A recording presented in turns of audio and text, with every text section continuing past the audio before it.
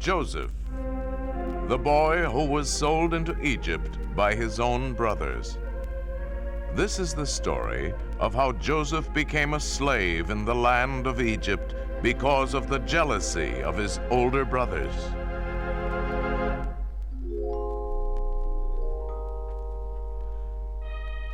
In the days when the Hebrew people were nomadic wanderers, traveling with their flocks of sheep wherever the best pasture could be found, Joseph, the youngest of 11 sons, went with his older brothers to take care of the sheep. Joseph's father, Jacob, was very old and not well. He had a special fondness for his youngest son, Joseph, who was now 17, and was glad when the boy came home more often than the others, bringing news of his brothers and the sheep.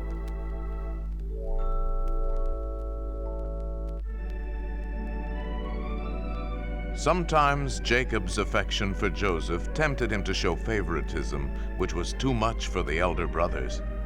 One day, he presented Joseph with a beautiful coat of 12 brilliant colors made with the most expensive dyes. The brothers resented this deeply, for they had never received such gifts from their father.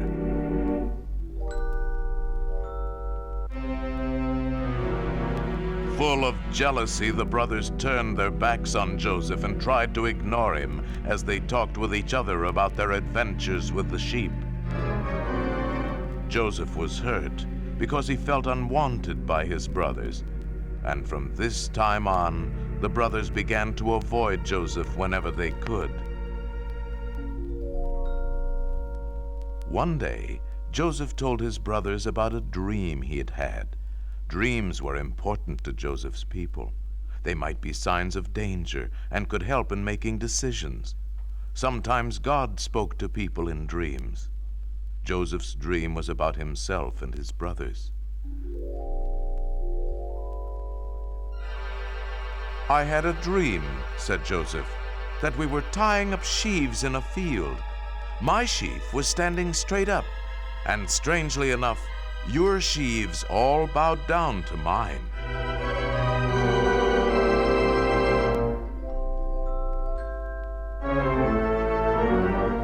Joseph's brothers were not a bit pleased with hearing this dream. In anger, one of them said, "I suppose this means that you're going to rule over us. Take your dreams to your sheep, rule over the flocks.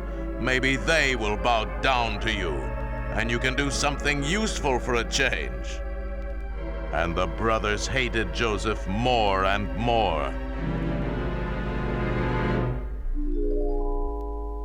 But later on, Joseph had another dream, one so real that he couldn't keep from telling it to his jealous brothers. As he told this dream, they made fun of him, but Joseph's father listened very carefully. "In this dream," said Joseph, "I was lifted up into the heavens, and can you imagine? Even the sun and the moon and 11 stars bowed down and worshipped me. I counted the number of stars that were there, and it was exactly 11.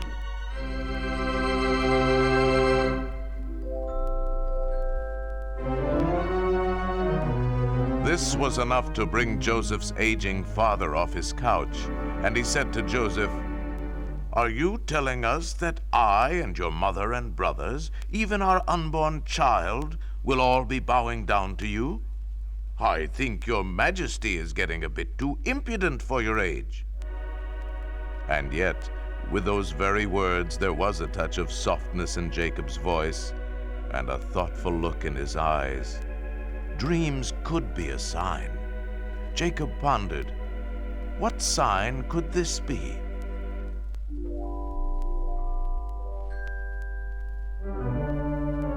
But enough of dreams. It was time again for the brothers to return to the flocks. With Jacob's blessing, they said goodbye. This time, however, they were especially glad when Joseph stayed behind, for the brothers had heard more than enough from this dreamer. Before long, however, it was necessary for Jacob to send Joseph back to his brothers to get news again of the flocks. This time Joseph was reluctant to go, for he dreaded facing his brothers' growing resentment. But the anxious Jacob urged him off.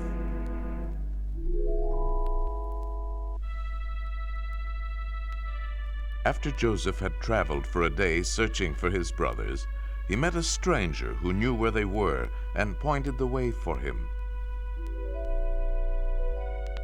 Meanwhile, the brothers were resting on a hill with the sheep. Suddenly, one of them saw the tiny figure of Joseph in the distance. "Look," he said, "here comes that dreamer. Let's teach him a lesson."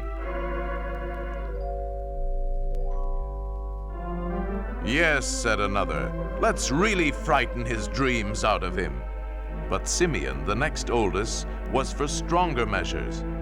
"Why not get rid of him once and for all? Let us kill him and throw his body into this old well. Then we can tell our father he was eaten by a wild animal."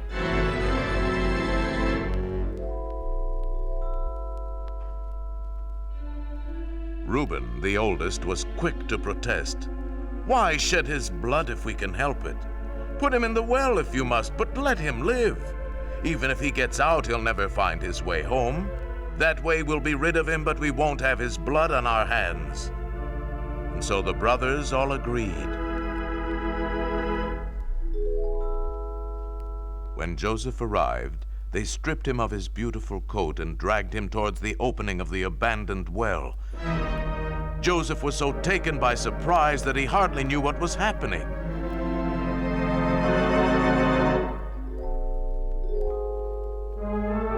Joseph protested and pleaded with his brothers, but they refused to listen as they lowered him into the well.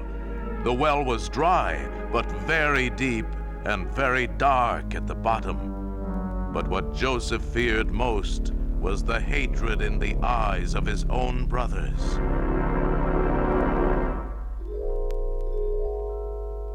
Then, the brothers settled down to enjoy life without Joseph. But Reuben was restless. Finally, Reuben went off by himself to think about what they had just done. The others scoffed as he left, knowing that he felt guilty about Joseph. "Let him be restless," laughed Simeon. "We are happy. Our dreamer will tell us no more dreams." Not long after, while the brothers were eating their noonday meal, a caravan of camels came into sight in the far distance. Suddenly, Judah, one of the brothers, had an idea. Turning to the others, Judah said, "What good is it just leaving someone to die or be carried off? This caravan is on its way to Egypt, loaded with spices and other expensive things to sell. Why not see if they would buy our brother to sell as a slave? We should get a good price for him, and besides, his blood would not be on our hands."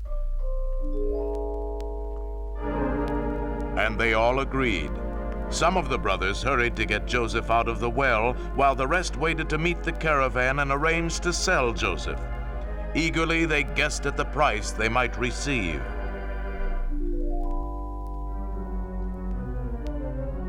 Seated on the edge of the well, the chief of the merchants, a rich Midianite, counted money into Judah's eager hand, and Joseph became a slave.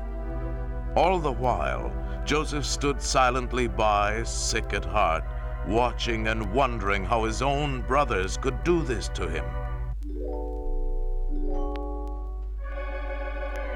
As the new owner led Joseph off, the lad pleaded with his brothers, but to no avail. Some of them looked away, uneasy in their own hearts, knowing the wrong they were doing to Joseph. But Judah stood clutching the money in his hand, determined to go through with the bargain.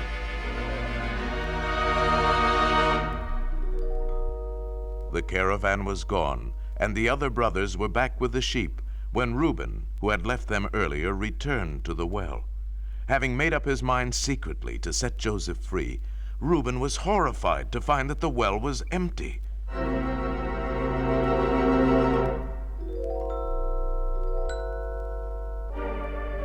When Reuben joined the others, he found them dipping Joseph's coat in the blood of a lamb they had just killed. We sold him for a good price to a caravan that was passing our way. Now we can tell our father he was killed by a lion.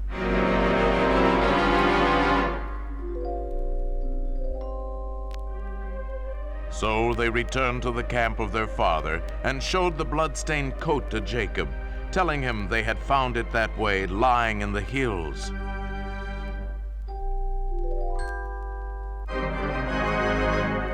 Jacob was stunned.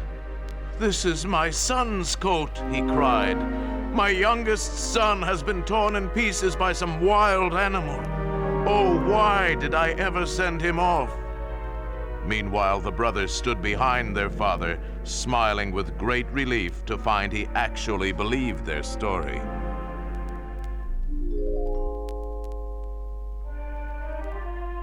Full of anguish, Jacob buried his face in his hands, unable to be consoled.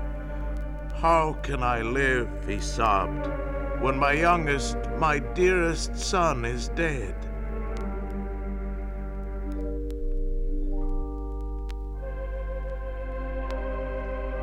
As the custom was, Jacob put on sackcloth to mourn for Joseph. Refusing comfort, he kept himself alone in his sorrow, grieving for the son he had lost, because he had loved him most.